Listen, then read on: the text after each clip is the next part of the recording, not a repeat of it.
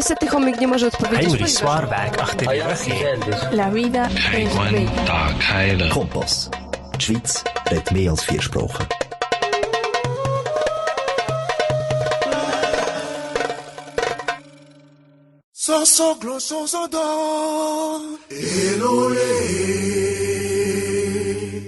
Fenêtre sur l'Afrique avec Sylvain Amos, Sena Apeto, Rodrigue Aego et d'autres collaborateurs, Sika Naomi, Josué Maouli, Esteban Gagno, Sedi Amivi, Senam Kodjo et Selam Iao. Fenêtre sur l'Afrique, c'est la voix des sans-voix, la voix des opprimés. Oui d'accord, avian la voix, oui d'accord, so glosso migbe, elos en lado, so glosso migbe, elos en lado, mimi la sundo et tout la sundolo, oui d'accord, avian la voix, oui d'accord, miladro elo, oui d'accord, avian la voix, oui d'accord, miladro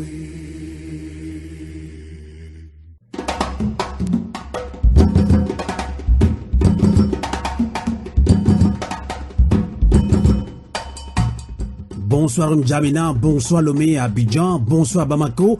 Merci de votre fidélité à Radio Canal K en Suisse alémanique et à Radio Avoleté, la voix de la résistance du peuple togolais basé à Fribourg en Suisse.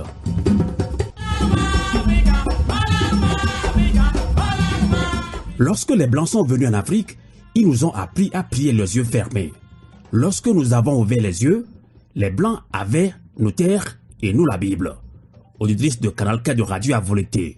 C'est avec cette réflexion de Jomo Kenyatta, père de l'indépendance du Kenya, que nous démarrons ensemble avec vous votre émission Fenêtre sur l'Afrique. Et voici les titres. Coup d'état constitutionnel au Tchad après la mort d'Idriss Déby. Peut-on croire réellement à la parole du fils Déby qui promet un retour à un pouvoir civil après les 18 mois de transition? Ce sera dans un débat panafricain avec nos invités.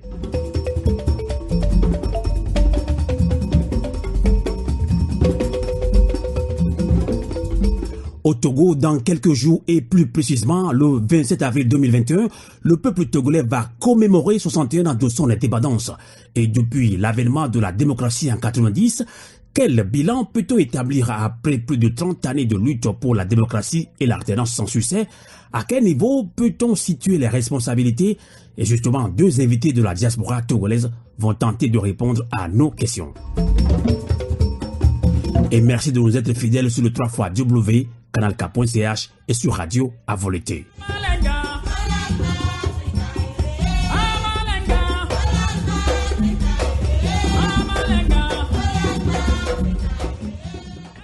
Kanal K.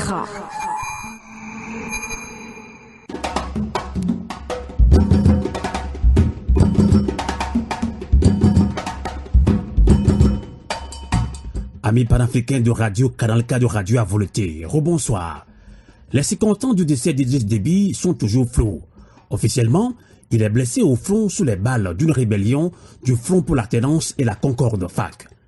L'homme vient de briguer son 6e mandat après avoir dirigé le Tchad d'une main de fer pendant 30 ans.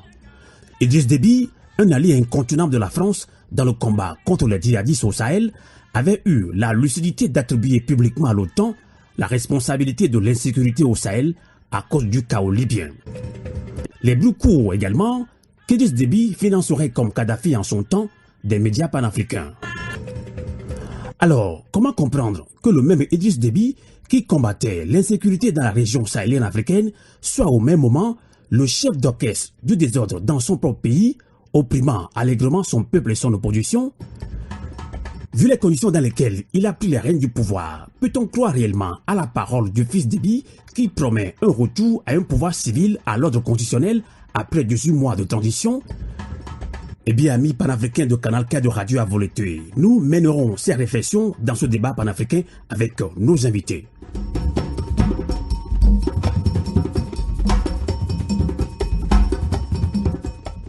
Radio Avoleté, l'esprit patriotique.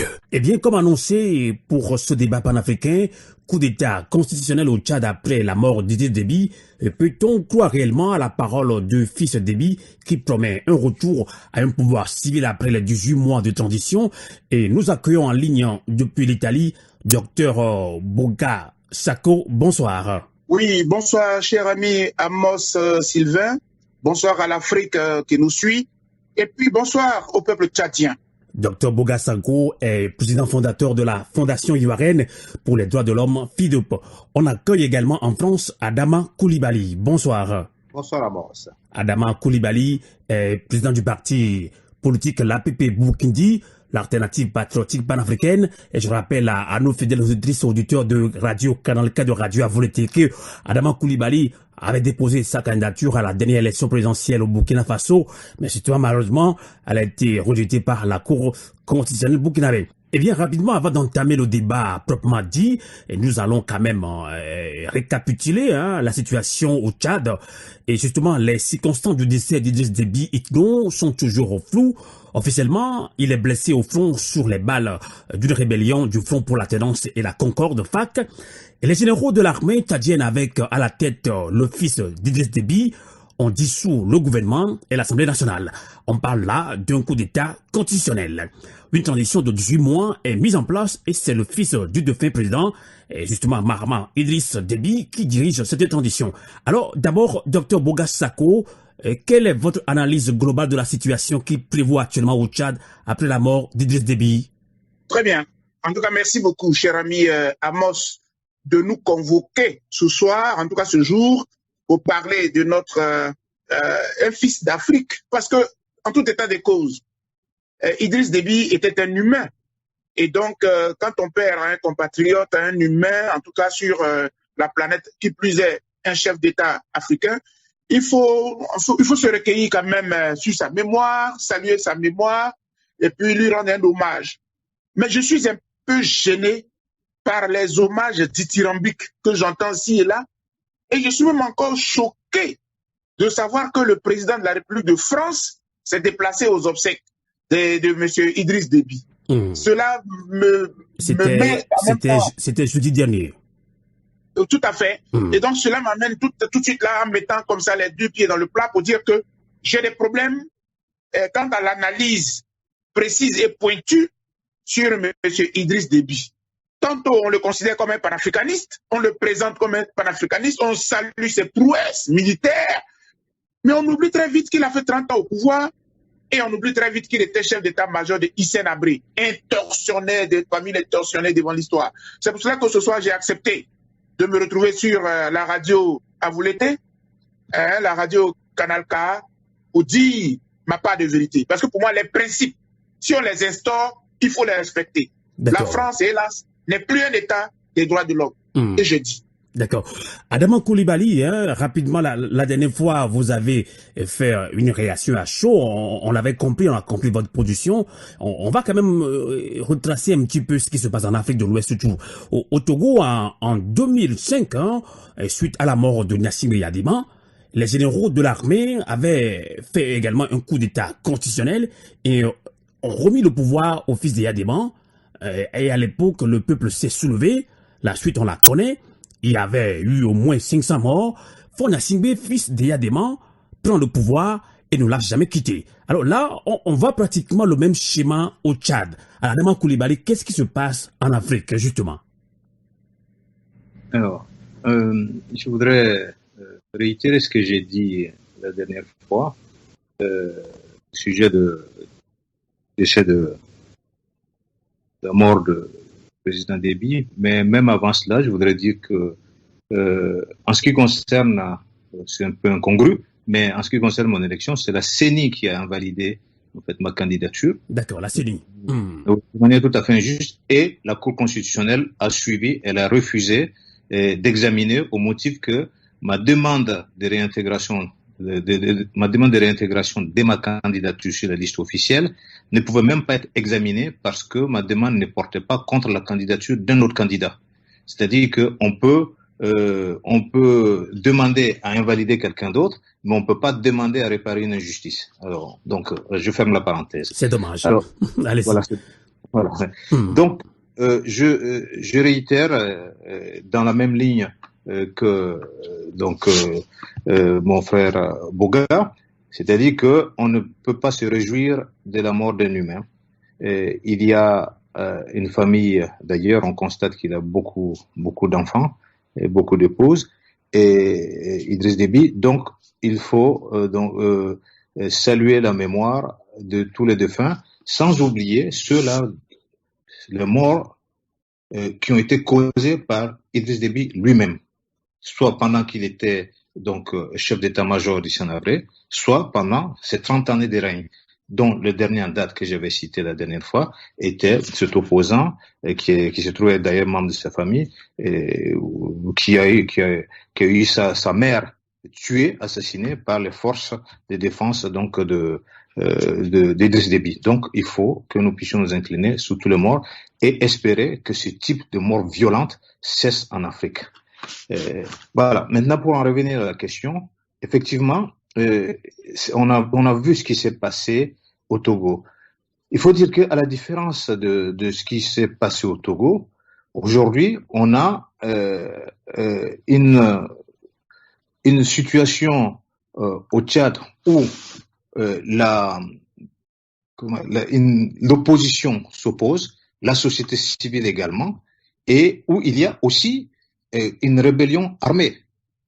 Alors qu'au Togo, il n'y avait pas de rébellion armée. L'armée était donc seule. Le président est décédé. Eh bien, l'armée a pris le pouvoir. Ils ont fait un putsch. Ils ont installé un fort. Et ça se poursuit. Mais là, vous avez raison, Amos. C'est que ce qui est en train de se passer, c'est exactement le même schéma. Lorsqu'on a assassiné Thomas Sankara également, on a adoubé quelqu'un, on l'a mis en place, il est resté une trentaine d'années, 27 ans précisément, Blaise Compaoré. Et c'est le même schéma qu'on a pu voir aussi en RDC, mais l'exemple du Togo, ça a commencé justement au Togo, et c'est ce genre de succession. Eh bien, c'est cela aussi qui se dessine. Qu'on se rappelle qu'il n'y a pas si longtemps que ça, la Constitution a été modifiée au Tchad pour relever le niveau, enfin l'âge d'accession à la magistrature suprême à 45 ans. Et curieusement, on nous place là quelqu'un qui lui a 37 ans et qui est militaire, et on sort des clous. On venait de faire une élection, de procéder à des élections.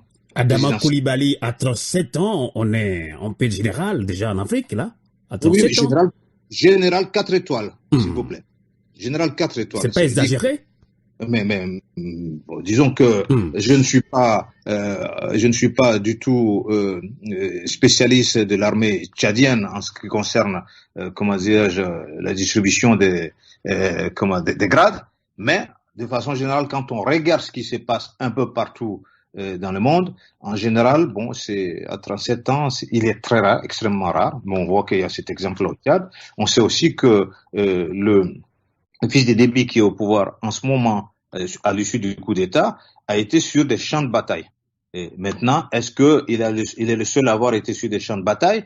Est-ce que ce n'est pas parce qu'il est le fils de son père? On ne sait pas. On ne sait pas. En tout cas, il y a lieu de s'interroger. Toujours est-il qu'on a piétiné la Constitution, on l'a mis de côté, alors que, rappelez-vous, il n'y a pas si longtemps que ça, lorsque le peuple malien s'est soulevé pendant plusieurs mois et qu'il y a eu des morts, des martyrs de cette révolte, de cette insurrection malienne, il y a eu un coup d'État. La communauté internationale, la France en premier, ont condamné et exigé à ce que l'ordre constitutionnel soit respecté. Et en ce qui concerne le Tchad en ce moment, eh bien, on se tait là-dessus. Ça veut dire effectivement que pour répondre de manière précise à la question, on est en train de nous faire un remake de ce qui s'est passé au Togo. Tout à fait.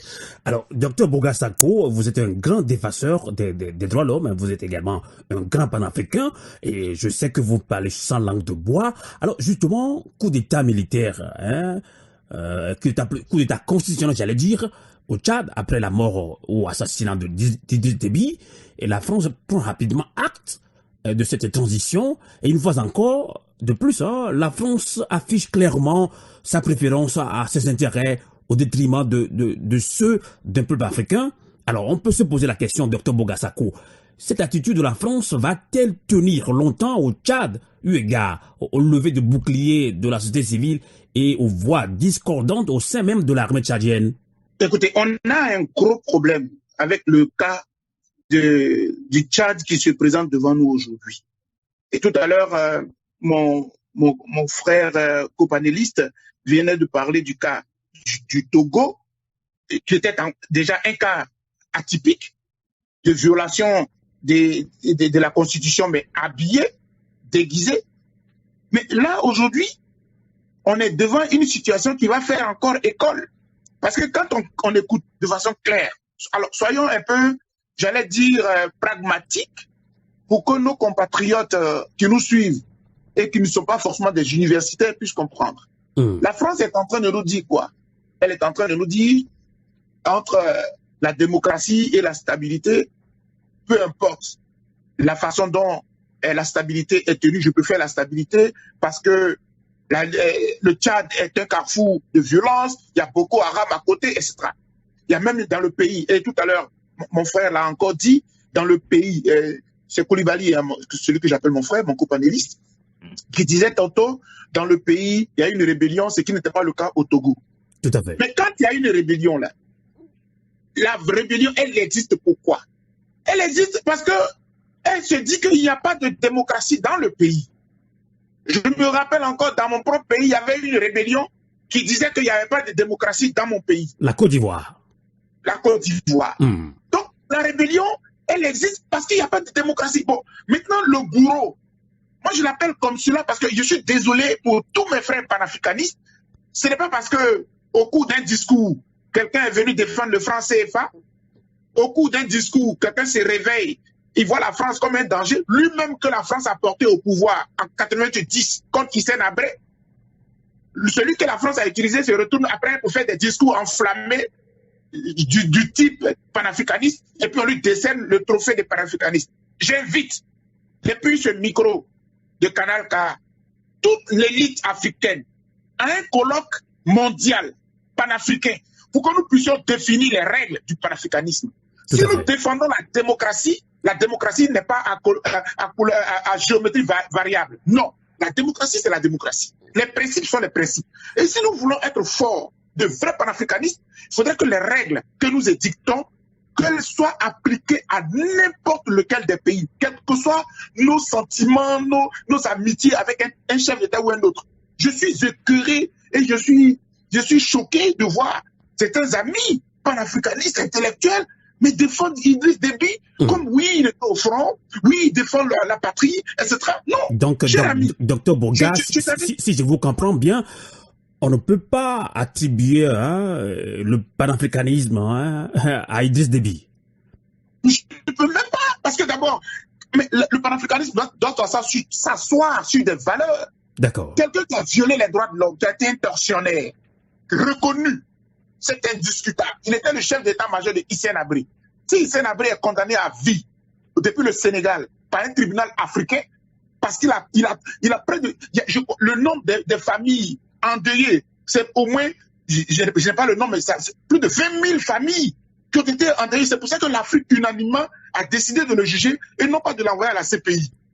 Vous ne pouvez pas venir prendre un tel monsieur, parce que quand il est coincé dans son propre pays, et qu'il est coincé par la France, il devient un anti-français. Il devient un défenseur du franc CFA. Il tient des discours. Non, cher ami, revenons sur terre. La France est en train de faire là le choix de la stabilité. Monsieur Hissène Habré a l'avantage d'avoir mis ses troupes et lui-même, sa propre personne, à la disposition de la lutte contre Boko Haram. Donc la France appuie sur lui plutôt que d'envoyer des hommes tous azimuts. On se concentre sur les hommes libyens et tchadiens pour aller combattre. Très bien. Maintenant, s'il est mort au combat, comme vous dites qu'il y a eu une rébellion, mais pourquoi on ne profite pas pour satisfaire toutes les parties? Moi, j'aurais aimé voir une communauté internationale qui vient dans le pays, qui se porte garante pour des élections, et puis on était en pleine élection.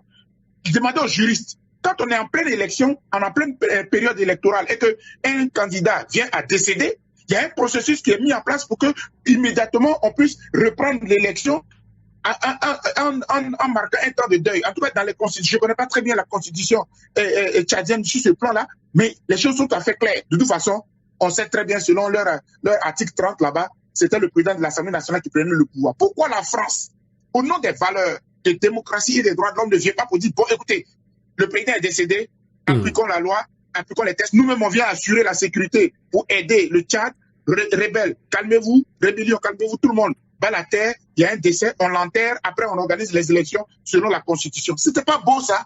On est d'accord pour applaudir le rebelle qui fait un coup d'État. Finalement, il y a les suspicions. Est-ce que c'est l'enfant qui a tué son père avec la complicité de la France? Je suis en droit de le penser parce que c'est ce que la France me donne de constater. Tout à fait. Et Adama Coulibaly, avant de revenir sur le rôle même de la France après ce coup d'État constitutionnel au Tchad, puisque Dr Boga Sako Gervais l'avait dit tout à l'heure, Idriss Déby, un panafricain, on sait que Idriss Déby est un allié incontournable de la France dans le combat contre les djihadistes au Sahel. Il avait eu la lucidité d'attribuer publiquement à l'OTAN la responsabilité de l'insécurité au Sahel, et justement à cause du chaos libyen. Les bruits courent également que Idriss Déby financerait, comme Kadhafi à son temps, des médias panafricains. Mais on peut se poser la question, comme le Dr Boga vient de l'évoquer, alors comment comprendre que le même Idriss Déby qui combattait l'insécurité dans la région sahélienne africaine soit au même moment le chef d'orchestre du désordre dans son propre pays, opprimant allègrement son peuple et son opposition. Adama Coulibaly. Alors, je voudrais d'abord préciser que pour moi, ce n'est pas un coup d'État constitutionnel, mais un coup d'État militaire. D'accord. Voilà. Oui, merci, oui. Je suis d'accord. Cela est sorti tout à l'heure de ma bouche, mais je me suis retiré. Voilà, bien sûr. D'accord. Je suis d'accord aussi. Okay. Et ensuite, je voudrais faire quelques précisions avant de répondre à la question. Oui. Alors, il faut dire que lorsque je parlais de la situation où il y a une rébellion, c'est pour dire que le cas tchadien n'est pas le cas togolais. Tout à fait. La rébellion, elle est là justement, et elle revendique, comme elle le dit, l'alternance et la concorde au Tchad. Donc, elle dénonce justement la longévité donc antidémocratique du président Déby au pouvoir, et avec aussi les difficultés des populations que l'on constate. Alors, ce qui rejoint d'ailleurs ce qu'on a vu, ce qu'on constate dans d'autres pays, dans l'enclos français, France-africain, c'est-à-dire qu'il y a des élections, mais en fait qui sont truquées. On a vu des exemples au Burkina récemment, en novembre, où l'élection était franchement une mascarade, parce qu'il y avait beaucoup d'argent en jeu, beaucoup de corruption électorale.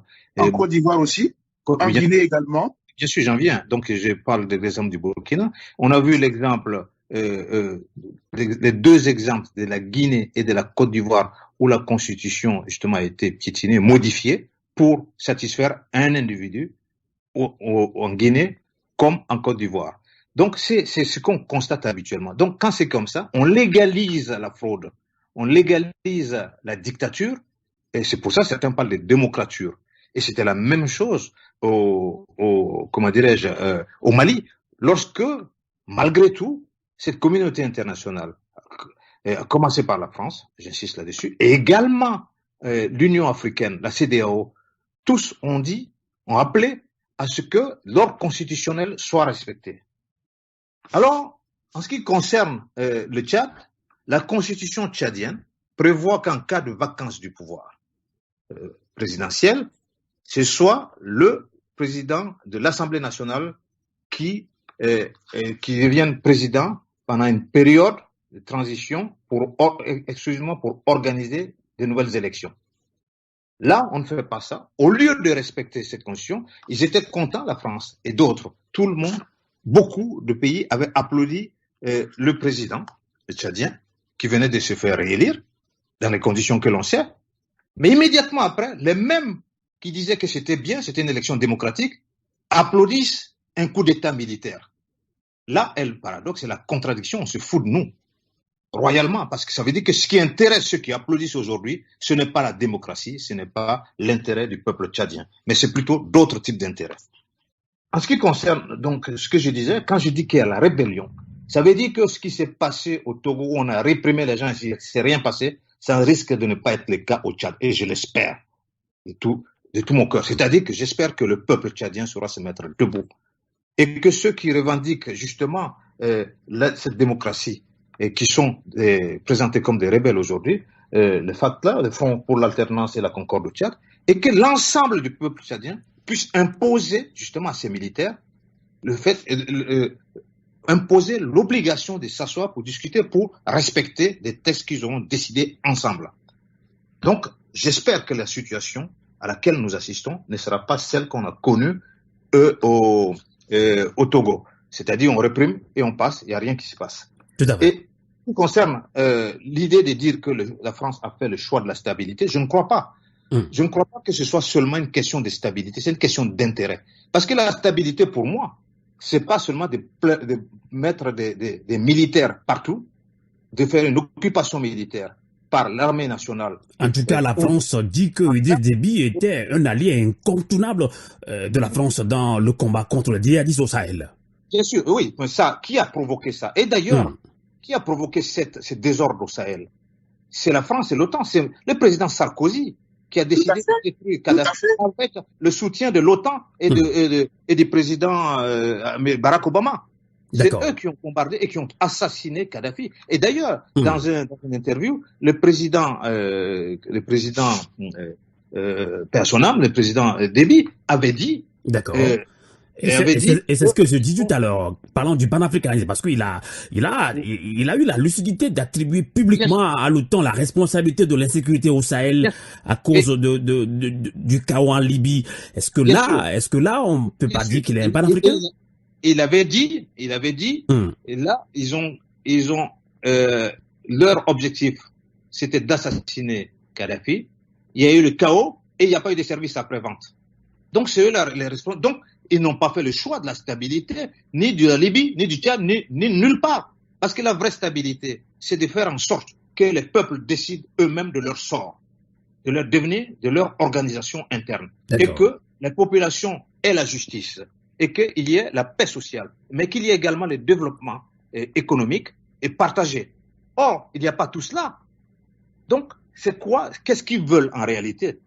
Ils n'ont pas réglé les problèmes au Tchad. Et on crée une situation de désordre. Et on vient occuper. Et d'ailleurs, il faut dire que depuis que Serval, qui est devenu Barkhane par la suite, et même depuis la création aussi du G5 Sahel, qu'est-ce qui se passe? Est-ce que pour autant, les tueries se sont arrêtées? Pas du tout. D'accord. Alors, c'est pour dire que aujourd'hui, ce n'est pas, on peut pas dire que c'est une question de stabilité. On nous invoque cette question de stabilité. D'accord. Et juste c'est de la poudre jetée aux yeux. Il y a d'autres intérêts. Maintenant, pour répondre, en ce qui concerne le président Déby, de son vivant, effectivement, il est réputé avoir financé des médias panafricains.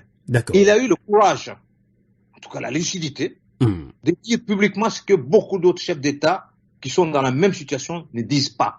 Lorsqu'il a dit, par exemple, que la France a manipulé la constitution de son pays pour le maintenir, et lors de la dernière élection, est-ce que c'était de la démagogie qu'il faisait? Il a dit que, au cours d'un meeting, que Tombal Bay a été assassiné parce qu'il s'est opposé à des intérêts français. Notamment, il a accordé à une compagnie américaine des droits, un contrat contre, justement, Elf à l'époque. Et que c'est pour ça qu'il a été assassiné. Il a dit, il faut ils arrêtent de piller l'Afrique. Ensuite, je viens de donner l'exemple au cours duquel il a dit, il a parlé du cas libyen. Donc, par rapport à tout ça, il faut aussi remarquer que c'est l'armée tchadienne aussi qui a été très présente sur des terrains de lutte aussi, au Tchad même, mais également en dehors du Tchad, très souvent où ils ont perdu beaucoup d'hommes. De ce point de vue, c'est un personnage quand même qui est difficile à cerner. Parce que ce que l'on peut lui reprocher, c'est la répression et puis la longévité au pouvoir. Blaise Compaoré l'a fait aussi au Burkina. La France l'applaudissait, Compaoré. La France applaudissait aussi, comment dirais-je. D'accord.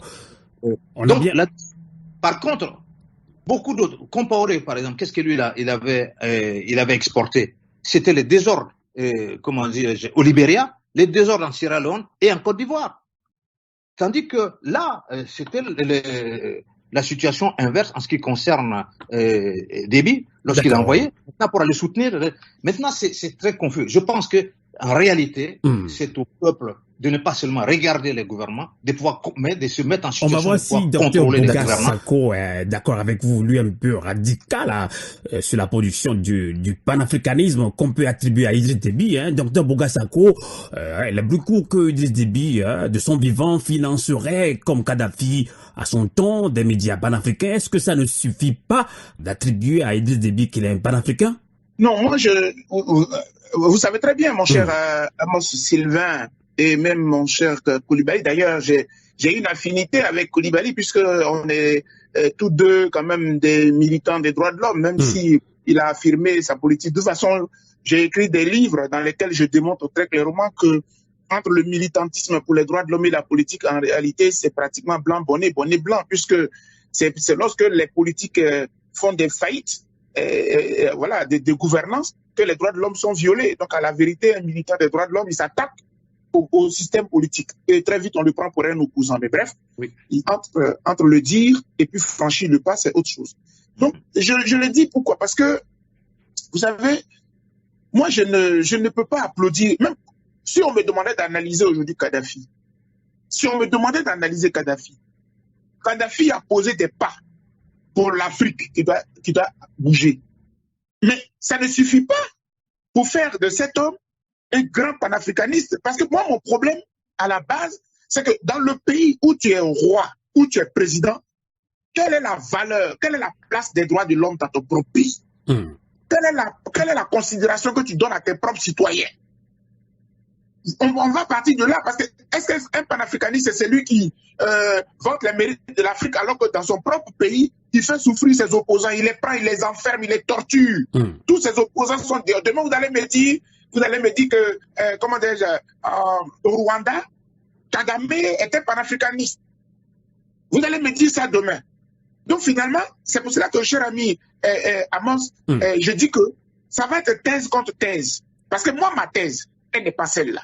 Ma thèse, c'est que pour être un bon panafricaniste, il faut d'abord respecter ton propre citoyen sur ton territoire où tu es président de la République. Donc, Dr Boga Sako, je pense que des fois, certains chefs d'État, quand ils sont un petit peu, entre guillemets, dans la merde, ils se disent panafricains. Mais c'est ça le drame, en fait. Tel est mon discours. Merci de le dire de cette façon, mais tel est mon discours.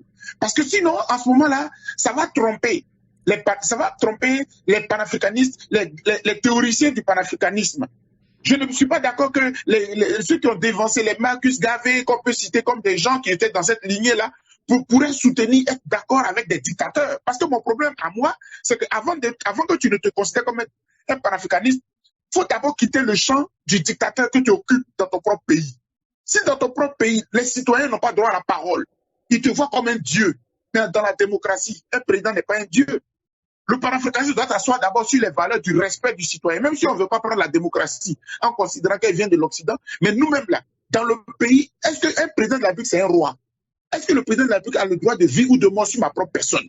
Étant entendu que c'est moi qui vote, qui fais le président de ce qu'il est, c'est moi qui le fais. Et dans les principes de base, même quand on prend la définition des ministres et autres, à la vérité, ce sont des serviteurs du peuple. Pourquoi est-ce que parce qu'il est au pouvoir, il nous considère tous comme ses sujets? Et on le prend, il prend notre argent, il va faire... Chez moi aussi, il y avait un Houphouët-Boigny qui était généreux avec tous les pays de la sous-région, qui était généreux, qui payait même les salaires dans certains pays. Je peux me tromper parce que j'étais très jeune à l'époque, mais on disait que les pays qui étaient bloqués, tels que le Burkina et autres, parfois il lui arrivait, même le Togo, on citait le Togo, le Bénin, il lui arrivait de prendre de l'argent pour payer les fonctionnaires de ces pays-là, il aidait les gens et tout ça. Mais après, quand on est issu du pays et qu'on sait ce qu'on a vécu dans le pays, attention, on ne peut pas ériger au titre de panafricanisme n'importe qui. Idriss Déby est quelqu'un qui est d'abord, il n'aime pas la contradiction. C'est un dictateur dans l'âme, c'est un autocrate. D'accord. Le fait même de faire 6 mandats. Et puis il n'est pas, oui, la France a changé la constitution, mais c'est pas parce que la France a changé. Mais tu dis que tu es souverainiste. Tu dis que tu es panafricaniste. Pourquoi tu acceptes que la France change la constitution depuis que tu es d'accord avec? Pourquoi tu as accepté? Docteur Boga Sako, qu'est-ce qui explique le fait qu'il, ces derniers temps, il a changé de ton, il a changé, il fustige la France. Mais justement, C'est la même chose quand il y a des gens qui deviennent opposants par circonstance. Dans mon pays, voilà, vous mangez avec M. Ouattara, dès que ça ne va plus entre vous, vous le quittez, vous devenez des opposants. Avec ces gens-là, il faut leur ouvrir les bras. Pour nous qui nous battons depuis 10 ans d'exil contre ce régime de Ouattara, mais maintenant, il faut faire attention avec ceux qui vous rejoignent dans l'opposition de façon circonstancielle. C'est la même chose qu'ils disent depuis, quand ça ne va pas avec la France.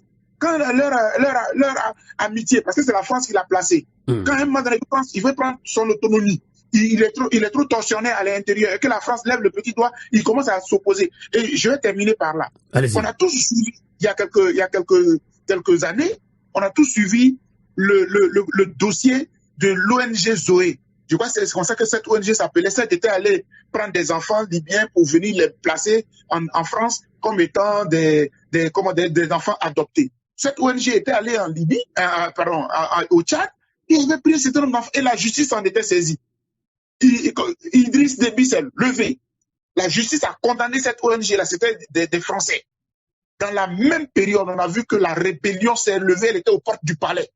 Il a fallu que la France lui fasse un chantage. Il a cédé.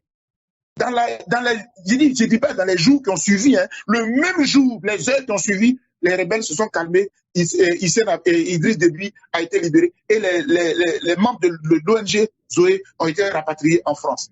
Voici le chantage dans lequel on se trouve en permanence. Et après, maintenant, on va venir dire il est panafricaniste. Donc, dans ce cas-là, tout le monde est panafricaniste. Dans ce cas-là, on peut faire 6 mandats. Docteur Boga, je pense que vous voulez dire aux peuples africains d'avoir un esprit de discernement. On doit discerner le vrai du faux. Absolument, il faut un esprit de discernement et puis il faut les règles. Moi, vraiment, et ça, c'est mon message que je veux lancer à toutes les. Et puis, je mets quiconque au défi. Je suis même prêt pour qu'on organise un colloque. Nous allons nous dire les vérités. Parce que souvent, quand on est panafricaniste, tant on dit oui, il ne faut pas qu'on prie les dieux, tant il ne faut pas qu'on prie on applique la démocratie, et on n'a pas encore tracé les bases de notre démocratie à l'africaine.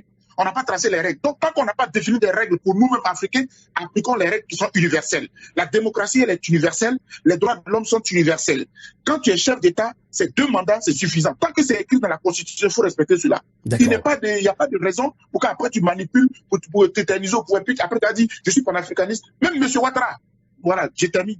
M. Ouattara, quand il s'est commencé à chauffer sur lui pour son 3e mandat, les journalistes ont posé la question, il a dit, écoutez, nous sommes un pays souverain, c'est à nous de voir ce qui nous arrange et tout. Le même qui disait qu'il n'appliquait pas les décisions de la Cour africaine des droits de l'homme et des peuples. Qu'est-ce que c'est que ces panafricanistes d'opportunité? Je refuse cela. Exactement. Alors, on va voir si Adama Coulibaly est d'accord avec vous. Je pense qu'il partage un petit peu ce que vous dites, puisqu'il avait dit tout à l'heure. On va quand même encore rester sur ce mot panafricanisme, parce que on se dit panafricain, mais bon, panafricain, mais derrière, on fait autre chose. Il y a même des médias qui soutiennent des présidents qui sont, entre guillemets, des dictateurs panafricains. Adama Coulibaly, comment est-ce que ça doit changer selon vous quand on est panafricain? Alors, je pense qu'il y a beaucoup de confusion, en fait, dans la question du panafricanisme. C'est devenu un fourre-tout. Il faut revenir sur des fondamentaux, quand même, Mais avant ça, ce que je voulais dire aussi, c'est qu'effectivement, la France de Sarkozy a mis une pression forte sur le président Déby à l'époque, au sujet de cette question d'ONG Zoé, là, avec les enfants. Mais il faut préciser que Idriss Déby, le Tchad a tenu bon. Ils ont jugé et condamné ces gens au Tchad. Et le compromis qui a été trouvé, c'est qu'ils ont accepté que ces Français-là viennent purger leur peine en France. Bon, donc ils ont cédé, effectivement, le Tchad a cédé à ces conditions-là. Donc effectivement, on peut s'interroger d'ailleurs sur le contour de ce qui se passe en ce moment-là au Tchad et sur les circonstances de la mort, les circonstances réelles de la mort du président Déby. On en saura un peu plus, peut-être, avec le temps. Maintenant, sur la question du panafricanisme, je crois, comme j'ai dit, c'est un vrai fourre-tout. Parce que quand on apprécie le président Déby, c'est par rapport à ce qu'il a fait et à ce qui est différent, à sa personnalité, comparativement à d'autres chefs d'État. En tout cas, je pense qu'à un moment donné, il veut refuser d'être une marionnette de la France, quand même. Oui, bon, c'est ce qu'il dit. C'est ce qu'il C'est ce qu'il disait, mais il était quand même resté 30 ans au service beaucoup plus au service de la France qu'au service de son pays, au service d'un clan peut-être de son pays, mais pas beaucoup. Si on en croit ce que les Tchadiens eux-mêmes, certains Tchadiens eux-mêmes revendiquent et expliquent. Donc, là-dessus, je disais que lui, c'est un soldat qui allait sur le terrain. Dans beaucoup d'autres de nos armées, ou qui n'ont pas connu la guerre, mais quand il y a des situations de guerre, ou en tout cas de terrorisme, en tout cas de guerre, quelle que soit la nature de la guerre, certains préfèrent envoyer les soldats du rang. Quand ils sont capitaines, déjà, ils veulent même plus y aller sur le terrain. Tandis que c'était pas le cas du tout d'Idriss Déby, qui lui-même a été chef d'état-major, ensuite rebelle, et ensuite, et en tout cas, c'était des montages peut-être, en tout cas, il disait, il était dit qu'il allait sur le terrain de bataille. Lui-même revendiquait cela. Donc, dire ça, et dire aussi qu'il a financé d'autres personnes. Kadhafi a financé, Compaoré a financé, aussi Kadhafi a financé beaucoup de rébellions, de tentatives de coup d'État, et ça a donné par la suite la rébellion en Côte d'Ivoire, et puisque le coup d'État avait échoué, puisque c'était ça au départ. Mais il y a eu des financements d'autres personnes, de Compaoré, de Kadhafi et d'autres personnes. Est-ce que pour autant on va dire que c'est ça le panafricanisme? C'est réducteur. Donc, on voit bien que même dans ces conditions-là, on pourrait dire que les puissances étrangères qui financent aussi des médias dans nos pays ou qui financent des rébellions ou des partis politiques sont panafricanistes ou quoi? Non, il faut faire attention. Le panafricanisme a une histoire. L'Afrique a été divisée, d'abord martyrisée par les deux formes d'esclavage, arabo-berbère, et ensuite l'esclavage, la traite esclavagiste, et qui a dispersé l'Afrique, d'abord par sa population qui est partie. Ensuite, il y a eu la colonisation, le partage, le découpage de l'Afrique. La colonisation qui a divisé géographiquement également le continent. Il y a eu des travaux forcés. Il y a eu la prise forcée, la capture forcée d'Africains pour aller faire les deux guerres. Donc, l'Afrique a été martyrisée, l'Afrique et les Africains ont été martyrisés plus que quiconque à travers le monde. Donc, les panafricanistes, qu'est-ce qu'ils voulaient? On a cité Garvey tout à l'heure. Garvey, qu'est-ce qu'il voulait? C'était justement créer les conditions pour le retour sur le continent, justement, des afro-descendants et de tous les Africains. Et maintenant, et plus par la suite, il y a eu quand même, on va pas faire un cours d'histoire sur le panafricanisme, mais il y a eu, par exemple, Nkrumah qui était chef d'État et qui, lui, a proposé l'unité politique de l'Afrique avant toute autre chose. Tandis que Nyerere, lui, avait plutôt une autre conception, c'est-à-dire qu'il fallait d'abord le développement avant de faire l'unité politique. Mais donc, il y a eu toute une histoire. Nkrumah a été dégagé parce qu'il était trop de gauche, il était trop proche, parce que c'était le temps de la guerre froide aussi, il faut pas oublier ça. Donc, il faut repartir vers ça. Nous, qu'est-ce que nous faisons en ce moment? J'invite d'ailleurs mon frère Boga à s'intéresser, s'il n'est pas déjà là, dans la dynamique panafricaine. Nous avons mis en place une dynamique panafricaine qui essaie justement de réfléchir et pour créer une véritable dynamique qui regrouperait justement tous ceux qui sont intéressés par la question du panafricanisme et du contenu que nous allons y mettre. Et c'est ça qu'on travaille. C'est pour ça d'ailleurs que nous avons créé un parti qui s'appelle Alternative Patriotique Panafricaine. Et Burkindi veut dire dignité. C'est intégrité. Et Burkindi, justement, c'est à partir de là que Thomas Sankara a proposé le nom Burkina Faso, la terre des hommes honnêtes ou des hommes intègres, comme on voudrait. En tout cas, la question du panafricanisme, c'est non seulement retrouver l'unité de l'Afrique, premier point, mais également rassembler tous les Africains, les Afro-descendants et la diaspora africaine. Parce que nous avons une diaspora au monde. Et si nous arrivons à réunir tout cet ensemble, eh bien, l'Afrique sera debout, retrouvera sa fierté. Ce que je voudrais dire, la démocratie n'est pas universelle. Ce n'est pas un concept. Elle a été imposée. C'est un concept purement occidental qui a été imposé. Et la démocratie n'est pas synonyme forcément de, comment dirais-je, de valeurs humanistes. Puisqu'on on l'a vu, on nous dit que il y a la démocratie en Côte d'Ivoire. On félicite le président qui a été élu dans les conditions que nous avons. Je voudrais dire que longtemps avant la Déclaration universelle des droits de l'homme, l'Afrique, notamment l'Empire Mandingue, n'avait pas de cette démocratie à l'occidental mais elle était très démocratique, très humaniste. Pourquoi? Parce qu'il y a eu la charte de Kourgan-Fanga. Et c'est la première charte au monde qui montre l'importance de l'organisation sociale, du respect de la dignité humaine, du respect des droits des enfants, des droits des femmes. La première fois, qu'on ne dise pas qu'en Afrique, il n'y avait pas les droits, on ne considérait pas les femmes. Des droits des femmes. Et qui considérait également l'importance de la paix sociale. Et voilà pourquoi le Sunankuya a été inventé.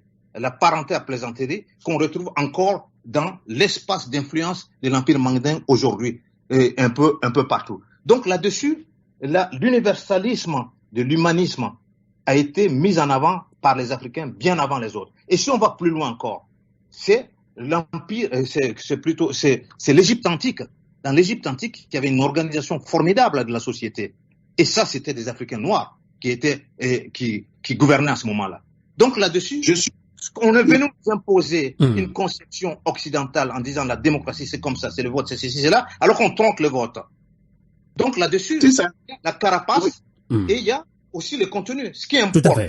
Je pense que docteur Bogasako vous écoute très bien. Comment?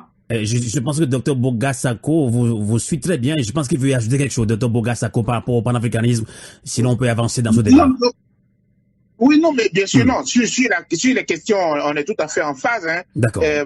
Mon frère Koulibaly et moi, c'est sur la question de l'universalisme ou bien de l'universalité du concept de démocratie et même des droits de l'homme. Je suis aussi d'accord avec la charte du Mading qui vient aujourd'hui démontrer, moi d'ailleurs, la plupart des conférences que j'ai faites ici en Europe et aux États-Unis, j'ai bien expliqué que, à la vérité, les droits de l'homme ce sont des valeurs innées qui se trouvent en tout être humain. Mais on reconnaît que les Occidentaux les ont théorisés.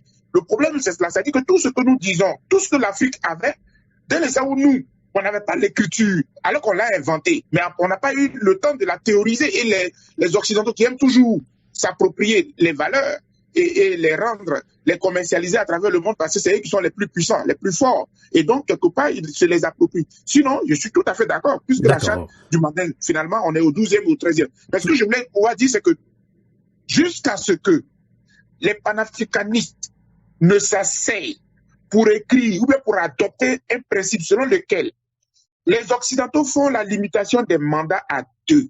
Et même dans les principes de la démocratie, on a intégré cette valeur-là. L'alternance au pouvoir, c'est écrit noir sur blanc. Ça fait partie dans l'esprit et dans la lettre de la démocratie, ça fait partie des valeurs.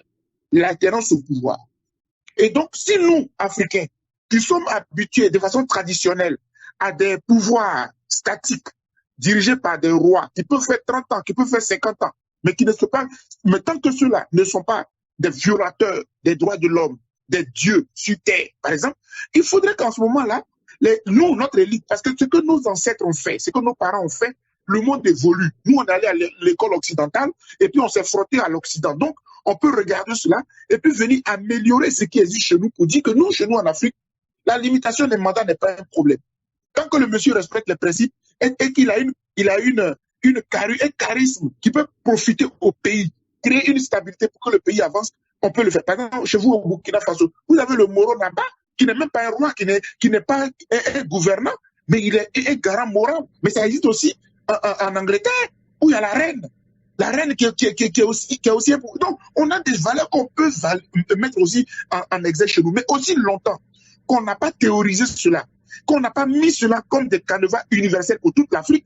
Cher ami, on est obligé d'appliquer ce qu'on appelle démocratie, étant entendu qu'on a des constitutions dans lesquelles on écrit noir sur blanc qu'il y a 2 mandats. Pourquoi on écrit noir sur blanc dans une constitution qu'il y a 2 mandats? Je vous comprends. Et puis à la veille du mandat, on manipule, et puis après on va venir me dire que la démocratie n'est pas universelle et que chaque pays... Non, il y a des règles. Si on a une constitution, on a écrit noir sur blanc, il faut respecter les règles. D'accord. On va tout doucement conclure ce débat. Il nous reste que maximum 12 minutes. Alors, coup d'état constitutionnel ou coup d'état militaire au Tchad, après justement la mort ou assassinat d'Idriss Déby. Alors, Dame Koulibaly, peut-on croire réellement à la parole du fils Déby qui promet un retour à un pouvoir civil après les 18 mois de transition?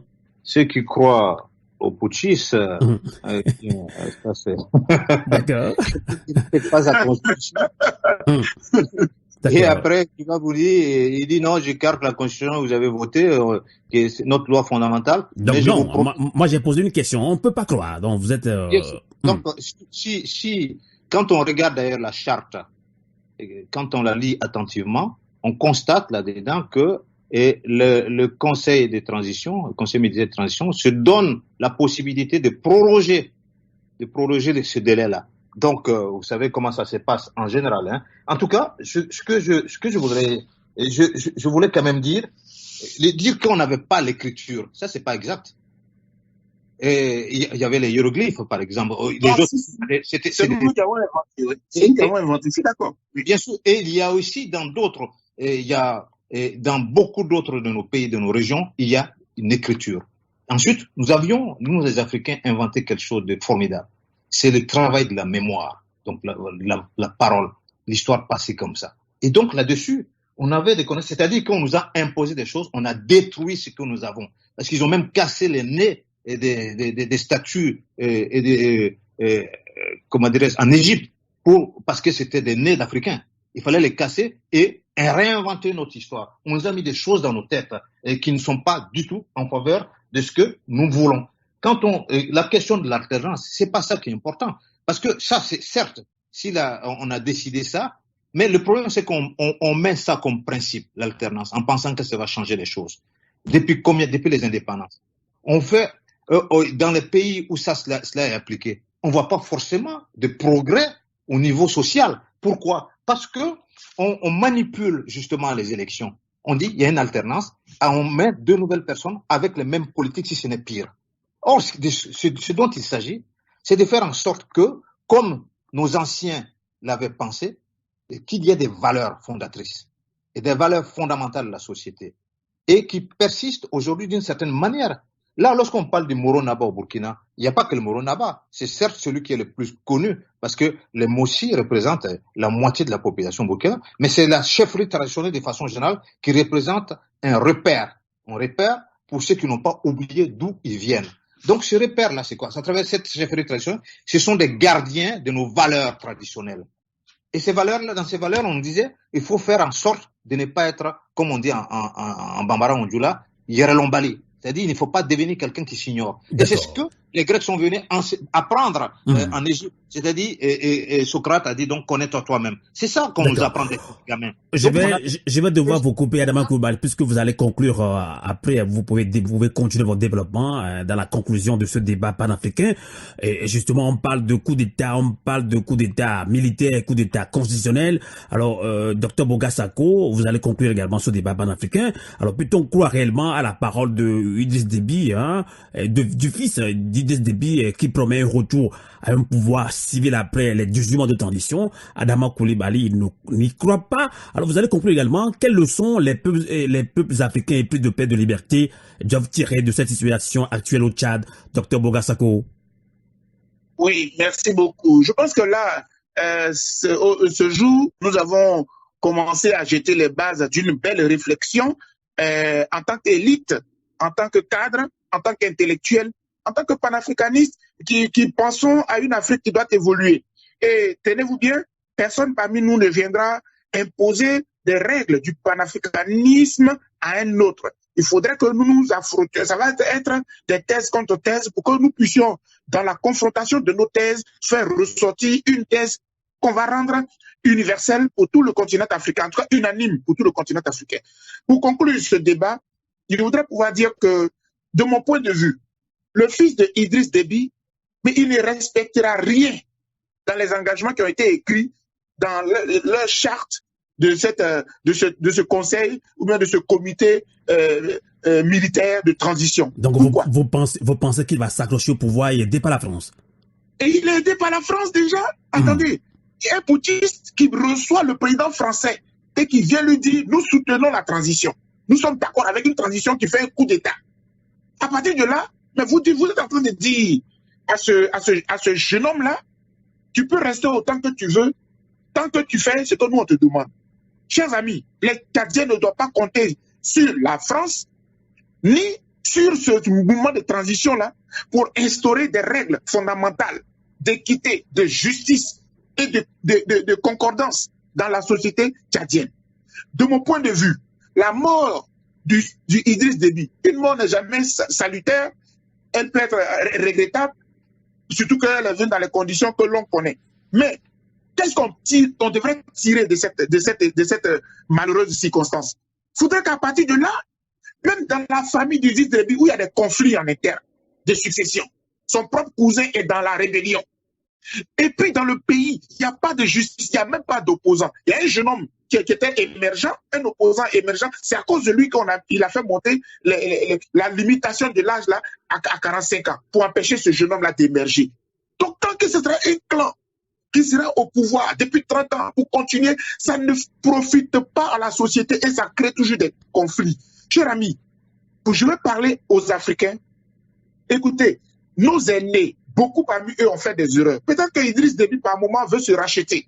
Peut-être que même, j'ai vu aussi le même discours contre le franc CFA de Idriss Déby. Là. J'ai vu aussi le président Condé de la Guinée le tenir.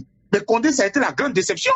Voilà un opposant qui hier, depuis longtemps, il est opposant, il arrive au pouvoir, et puis il manipule la Constitution pour faire un troisième mandat. Et puis vous allez venir me dire, oui, cher ami, ma conclusion, c'est que moi, ce sont les droits de l'homme. Et les droits de l'homme, là, ce n'est pas les Blancs qui m'ont enseigné les droits de l'homme. Je ne suis pas allé en Occident pour apprendre les droits de l'homme. Parce que je sais qu'on a des valeurs en Afrique. Et tout ça, je l'ai appris chez moi, dans mon continent, dans mon pays et dans ma sous-région, avant de voyager en France et aux États-Unis. Je voudrais qu'on respecte les citoyens. Pour moi, ce que je sais, c'est qu'un président n'est pas Dieu. Les chefs, les dictateurs, c'est une autre époque. Notre génération voudrait que chaque citoyen compte. Parce que c'est mon vote qui fait Idriss Déby, c'est mon vote qui fait Ouattara, c'est mon vote qui fait n'importe quel président. Malheureusement, ce n'est pas le cas. Parce qu'on vole mon vote et on va truquer pour que ces gens-là demeurent au pouvoir. Il faut que l'Afrique se lève.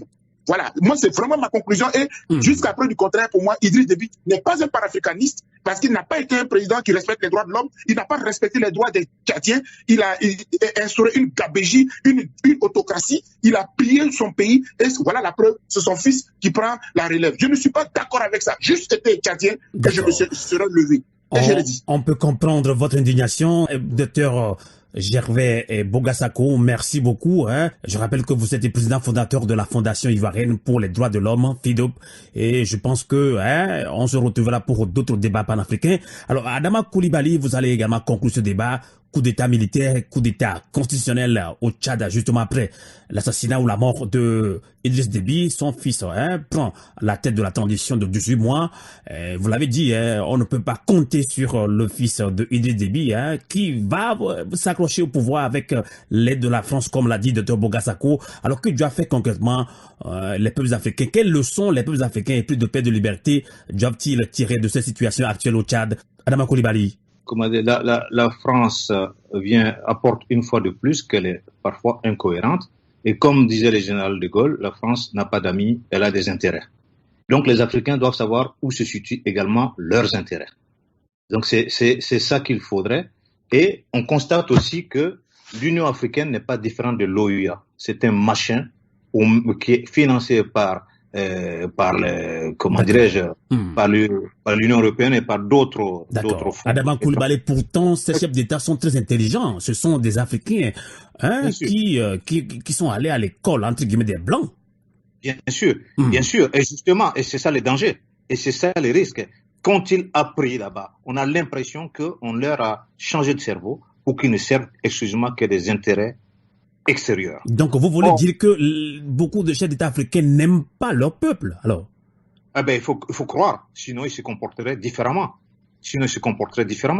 Parce que quand on est élu, quand on est chef d'État, on est chef d'État d'un pays pour s'occuper de la population de ce pays et défendre le territoire de ce pays-là. Tout comme Emmanuel Macron veut tout donner à la France. Bien sûr. Et là, est-ce que les Africains peuvent se permettre, s'il y a une situation compliquée ici, est-ce que les Africains peuvent se permettre de venir ici et dire à la France qu'elle doit faire? Donc, c'est dire que, en fait, nos chefs d'État ont les mains liées pour la plupart d'entre eux.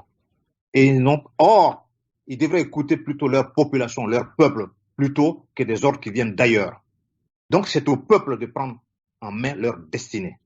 Et j'espère que le peuple tchadien saura s'organiser de manière à imposer à cette junte militaire le respect de la Constitution, le respect de la démocratie, tel que, c'est accepté un peu partout dans le monde aujourd'hui. Regardez ce qui se passe lorsque les Birmans ont fait le coup d'État, l'armée birmane a fait le coup d'État. Qu'est-ce qui se passe? Il se passe que partout sur toutes les chaînes occidentales, on dit que c'est des tueurs, il faut soutenir le peuple birman. Pourquoi on ne va pas soutenir le peuple tchadien? On va soutenir plutôt la junte militaire qui a fait le coup d'État. Donc, c'est véritablement une situation où les Africains doivent encore, par cet exemple-là, mieux comprendre que c'est ensemble entre nous autres Africains et là, avec la diaspora et les afro-descendants que nous devons nous donner la main pour mettre à la place qu'occupent certains de nos dirigeants des vrais patriotes panafricanistes. Sinon, nous ne nous en sortirons pas. Donc la balle est dans notre camp à chacun d'entre nous qui nous disons militants.